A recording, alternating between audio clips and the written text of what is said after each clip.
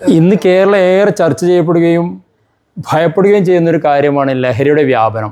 എന്തുകൊണ്ടാണ് കുട്ടികൾ ഇങ്ങനെ ലഹരിയിലേക്ക് എത്തുന്നത് എന്നുള്ള പഠനത്തിൽ നമുക്ക് മനസ്സിലാകുന്നത് അവരുടെ ആഗ്രഹ പൂർത്തീകരണമാണ്.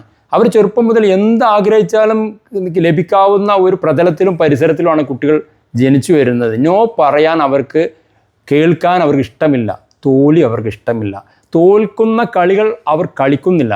മൊബൈൽ പോലും അവർ ജയിക്കുന്ന കളികൾ മാത്രമാണ് കളിക്കുന്നത്. എന്നാൽ തോൽവി ഒരു പക്വതയാണ്. ആരൊക്കെയാണ് തോറ്റ്? ലോകത്തിന് സംഭാവന ചെയ്ത പല ആളുകളും തോറ്റ ആളുകളാണ്. ആൽബർട്ട് ഐൻസ്റ്റീൻ തോറ്റ ആളാണ്. ലോകത്തിൽ ഒരു കാലത്ത് പണത്തിൻ്റെ ഏറ്റവും ടോപ്പിൽ നിന്ന ബിൽഗേറ്റ്സ് ഹാർവാർഡ് യൂണിവേഴ്സിറ്റി പഠനം പകുതി വഴി നിർത്തിപ്പോകുന്ന ആളാണ്. മാർക്ക് സുക്കർബർഗ് തോറ്റ ആളാണ്.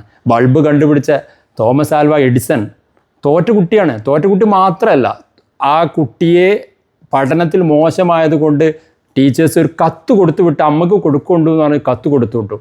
ആ കത്തിൽ എഴുതിയത് എന്താണ് എന്ന് കുഞ്ഞു തോമസ് ചോദിക്കുന്നുണ്ട്. അമ്മ പറയുന്നത് ഇങ്ങനെയാണ്: മോനെ പഠിപ്പിക്കാൻ മാത്രം ബുദ്ധിയുള്ള ടീച്ചേഴ്സ് അവിടെ ഇല്ല, അതുകൊണ്ട് മോൻ ഇനി സ്കൂളിലേക്ക് വരണ്ട എന്നാണ്. എന്നാൽ ആ കത്തിൽ എഴുതിയത് എന്തായിരുന്നു? മണ്ടനായ നിങ്ങളെ കുട്ടിയെ ഇനി സ്കൂളിലേക്ക് പറഞ്ഞയക്കരുതേ എന്നാണ്.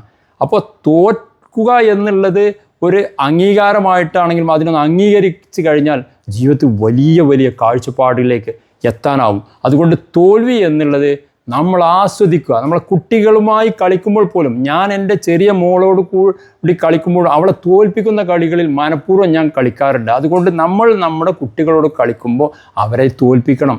തോൽവി അറിയട്ടെ, തോൽവി ആസ്വദിക്കട്ടെ. തോൽവിക്കുമുണ്ട് ഒരു സംഗീതം.